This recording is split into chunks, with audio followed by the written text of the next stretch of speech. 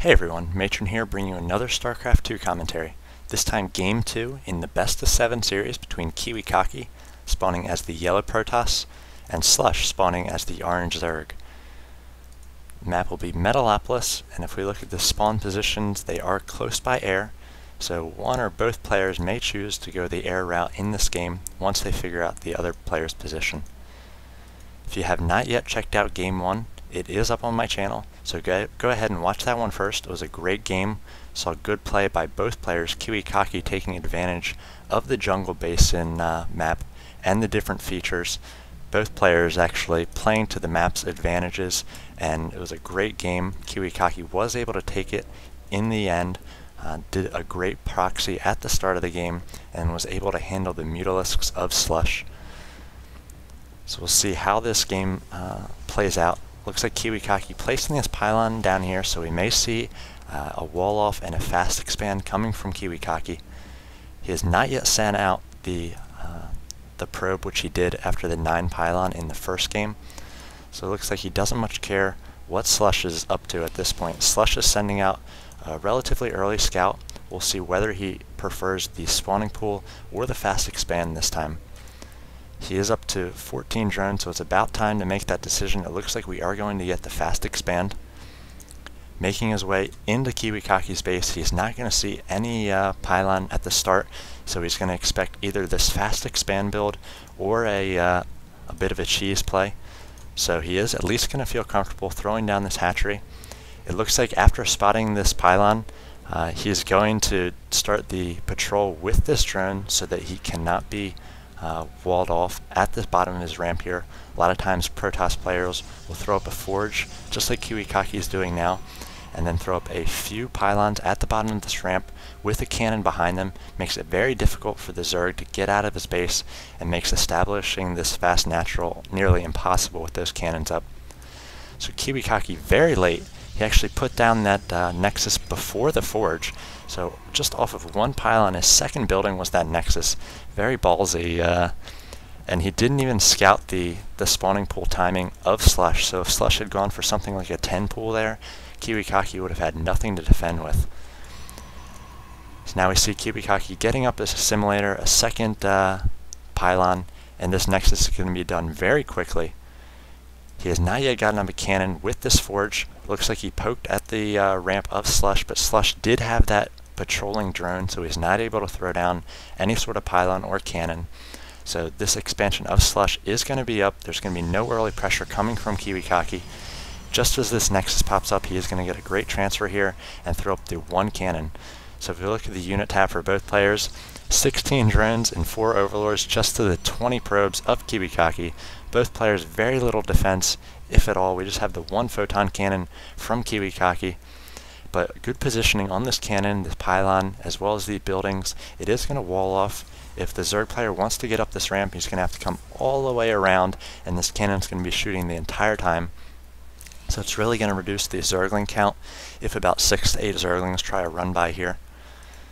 So now we see the first Zealot being chrono boosted out, and it looks like it's going to be rallied over to SLush's base just to see whether he can do some early damage. He's going to try to force SLush to make a spine crawler or some early Zerglings to try to defend against some pressure. Looks like SLush has created a roach warren and now is getting out 6 roaches. He knows that Kiwikaki does not have much defense. He may try an early push with these roaches, and Kiwikaki could be in trouble just with this 1 cannon. Roaches are very good now. With that 4 range, they can reach cannons past these wall-offs. So you can get some roaches in here to attack that cannon, or you could come around the side here and pick off the nexus or some probes even. Looks like we do have those roaches on the way, 6 of them. If we look at the army tab for Kiwikaki, no army, just the 1 photon cannon. Looks like that the Zealot was lost in some sort of attack. I did miss it. Kiwikaki does have this Stalker up now. Perhaps that Zealot was even cancelled. And the Stalker is going to do as much damage to these roaches. Roaches are going to come in and focus fire down probes at this point. If SLush does a good job of micromanaging these roaches, he could do a lot of damage here. As it looks like he's just going to take pot shots at this Stalker. Stalker about halfway down HP now. Just a few more shots, 3 shots from those roaches will be able to take it down.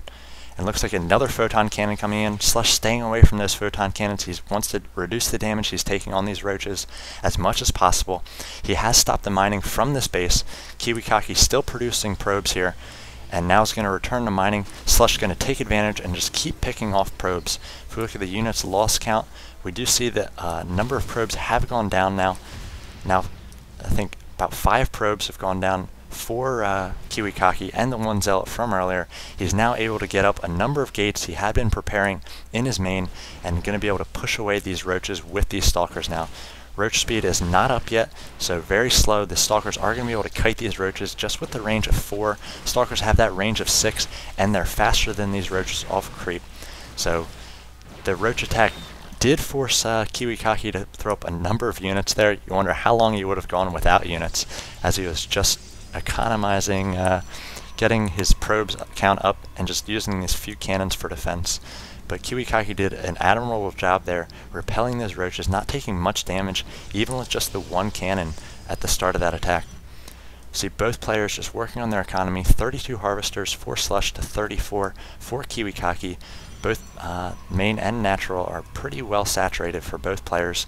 See another pylon coming in here. It's going to reduce the area even further that roaches or any sort of zerglings could come in. See a number of sentries as well for Kiwikaki. So if you look at these areas, they're all about force field size. So anytime pressure comes in from the Zerg player, a quick force field from the sentry will be able to shut it down completely, close those doors. We do see a pylon come in for Kiwikaki at this top here, going to try to deny that fast third and just annoy the Zerg player. A proxy here. He's going to be able to warp in units anytime he wants, and it looks like SLush is going to prioritize taking that down. Look at the production tab. It looks like infestors are coming out and a Hydra den coming out for SLush, so he's really going to vary the type of tech he's going for off of that layer. We see a level 1 weapon upgrade as well as a robotics facility out for Kiwikaki. So Kiwikaki pretty late, 10 minutes in to start getting up to tier 2. Just been relying on those stalkers and cannons at this point. Looks like we have the pathogen glands coming out for SLush, so we may be concentrating on the infestor play in this second game. Pretty impressive to see both players going for very different strategies. A lot of times in these series, you'll see once a player uses a strategy, he'll try it again until the other player is able to counter it. But Kiwikaki going for an entirely different strategy on this 4-player map. Looks like he's trying to get up this third expansion, canceled at the last second, and now going to be able to push away those Zerglings. We don't see any or as many upgrades as we did before. Just the level 1 has finished for Kiwikaki.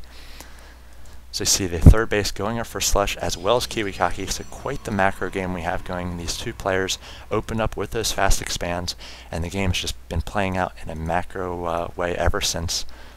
We do see Hydralisk coming out for SLush. He has not been working on his creep though, so it's going to be very slow to get these Hydras over to Kiwikaki's base. These Zerglings with speed are going to have no trouble traversing the map though and putting pressure on this third base for Kiwikaki. Looks like he is getting up a number of photon cannons just like he did in the last game, so they're going to be great defense against Mutalisks or any sort of fast Zerg attack. If SLush does try to run in here with a number of Zerglings, he's going to be able to warp in units, and the Zergling count's going to be quite low after the photon cannons work on the Zerglings. Looks like we see level 1 missile attack upgrade coming from SLush, so he is going to be concentrating on those Hydras and Roaches, which he did try to get into the last game after the Mutalisks. He has not gone for a Spire this game yet though. So it looks like he's going for a Hive as well, so working his way up to tier 3 very quickly, 12 minutes into this game. Templar Archive going down for Kiwikaki as well. So both players just holding back, just macroing up and working on their tech as well. Like to see some Broodlords from SLush at this point with his tier 3, as they'd be very good against these the mostly ground army of Kiwikaki. Especially they're going to be quite powerful against the Templar, as they're going to be able to put a lot of pressure from range, especially supporting those Roaches and Hydras.